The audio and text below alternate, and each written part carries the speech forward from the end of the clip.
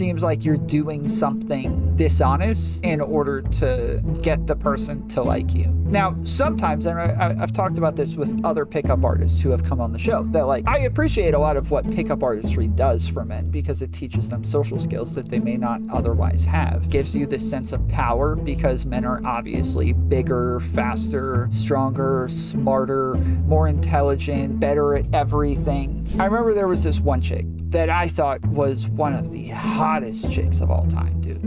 Akana. I used to watch this chick when I first started streaming. We used to show her all the time. Let's talk about the rise of emotional manipulation disguised as dark femininity. Ladies. She can sometimes seem like a bit of a pick-me, but for the most part, I agree with a lot of what she says. I think she does a really good job at breaking stuff down, so. Here are some tips for making any guy high-key obsessed over you. Being nice doesn't make him crave you. Men fall in love with women's absence. Worshipping the ground you walk on to make a man miss you. Be obsessed over you. And chase after you. They obsess over you. Absolutely obsessed with you. Basically, people have taken all of the manipulation tactics from pickup artistry and decided to rebrand and repackage it as a new kind of feminism. It encourages women to use the same manipulative tactics that have been historically weaponized against them and says, hey, let's just reverse Uno card this. What could go wrong? This whole movement of dark psychology and dark femininity exploits cis women's wounds. It offers women the promise of reclaiming their power, of protection, and taking control of their dating lives, when in reality, it's just a bunch of toxic techniques in a trench coat. So a really easy mental trick. Yeah, it reminds me of pickup artists that would try to teach you like really manipulative tricks in order to get women to like you, even though it wasn't like a thing that they were like. Normally, if you want to get somebody to like you, the ways that we consider to be healthy and normal are like building chemistry, building a bond with one another, getting to know each other, liking their personality, doing things together and enjoying each other's company, that sort of crap, right? But this sort of stuff is just it's more manipulative, where it seems like you're doing something dishonest in order to get the person to like you. Now, sometimes, and I've talked about this with other pickup artists who have come on the show, that like, I appreciate a lot of what pickup artistry does for men because it teaches them social skills that they may not otherwise have. And that's what most of what pickup artistry is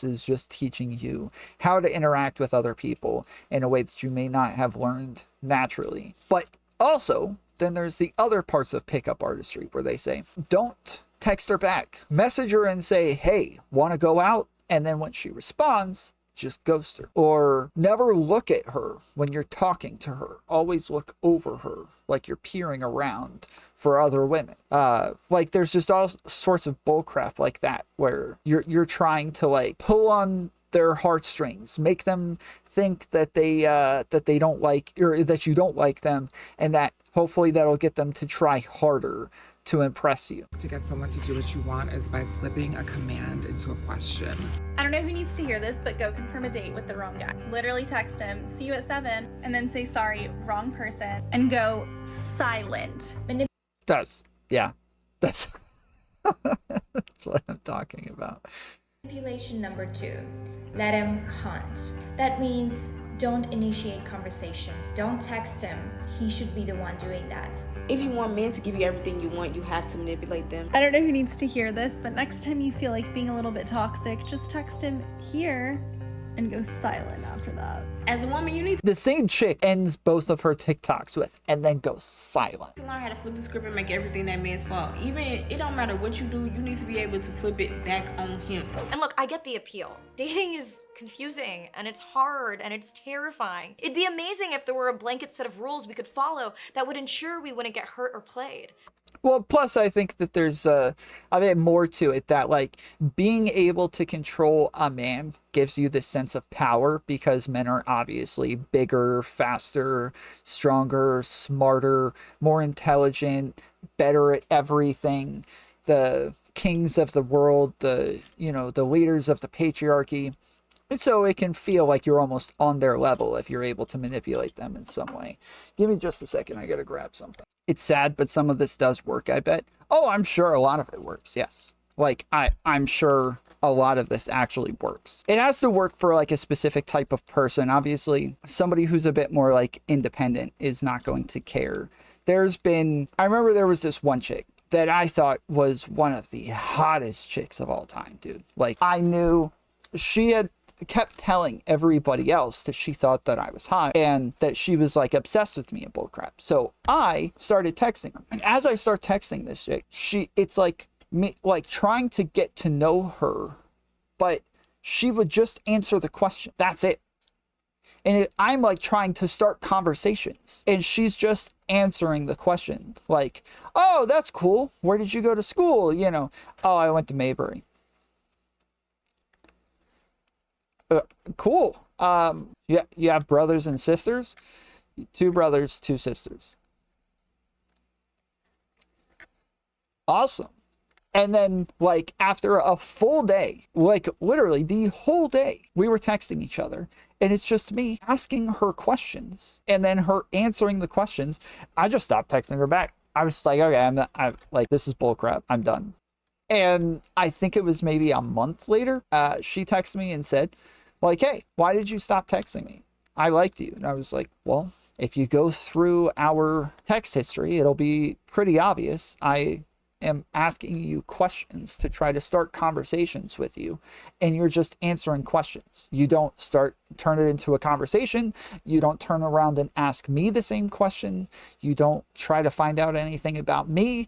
It's just me asking questions over and over and over, like this is some sort of freaking questionnaire. So yeah, that's it. Like, it may have been that she was like told to do this. Like, this is some sort of manipulation tactic that she was told to do. But yeah, I'm not gonna keep texting you if that's how this is gonna go. I've had the same issue on like dating apps where girls are like answering over and over with like 1-word answers. And I'm like, all right, yeah, I get like 3, 4 of those, I'm done. I'm not messaging you again. This is bullcrap. But like, there are lots of guys that like you might be used to being chased after. And so if you're used to being sought after, you're probably going to enjoy men going out of their way to get with you. And yeah, I'm not interested in that bullcrap. Like, it's easy to hear men don't respond to words. They respond to no contact. And use that as an excuse to shy away from the vulnerability it takes to communicate honestly. It's easy to learn about intermittent reinforcement and switch from available to intentionally withholding to gamify someone's dopamine system instead of genuinely showing up to build trust and connection. But the most ironic part of this movement is that it's telling women to be emotionally unavailable, to play mind games, and to always conceal your intentions. And that all of these behaviors will lead to love. What? It won't. I mean, how could it?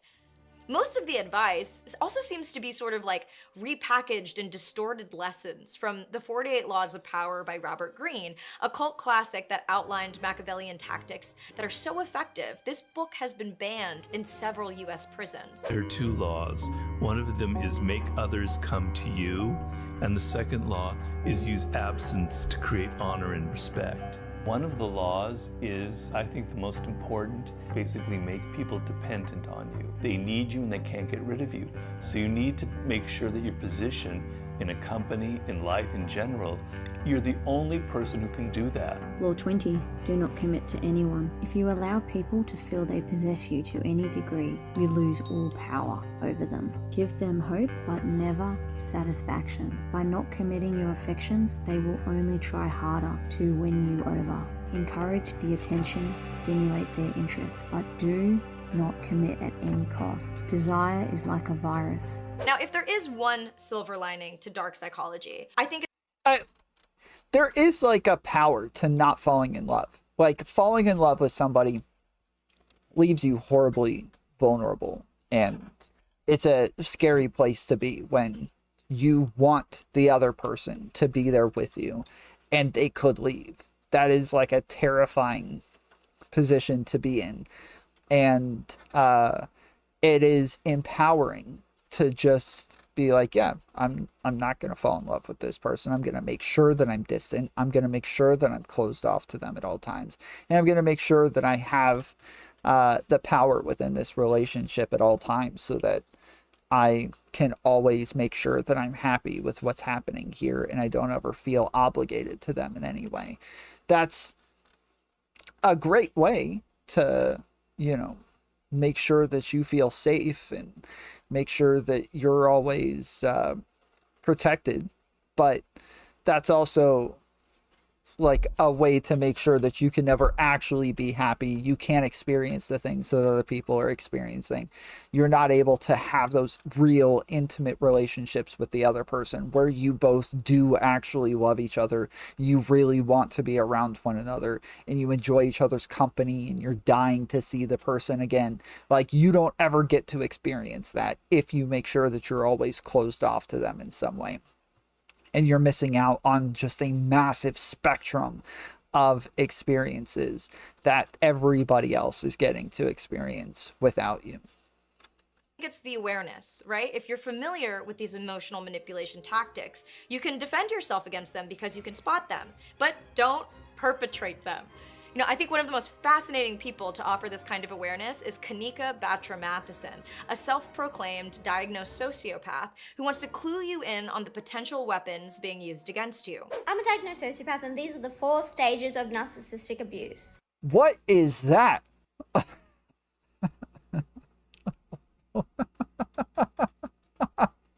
That person's face didn't move at all. What? Where's the video of where they're like, "It's okay, Daddy," and he's like, "What is even that?" You're trespassing on my property. Get the hell out of my yard. Hey, JT, let me have this house. JT let you have my house. Yes. My shed. I want it. You're trespassing on my property. You didn't win shit in my yard. Wait. All of you. Daddy, chill. What the hell is even that? Get everybody.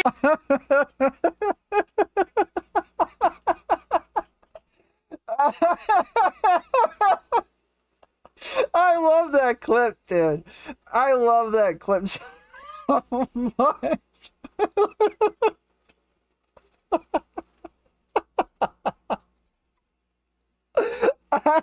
I'm pretty sure it's a prank where, like, they just walk up to some random person's house in the middle of the night with a bunch of cameras and lights, and they say that they won the house and just see what the person does. To have that person there with this big old beard and then this very, like, straightened out feminine hair with that perfect voice. Like, "It's okay, Daddy, chill." Oh, it's so good, dude. My house. Yes. My shed. I want it. You're trespassing on my property. You didn't win shit in my yard. Wait. All of you. Daddy, chill. What the hell is even that? Oh, it's so good, dude. It's so good, bro. All of you. Daddy, chill.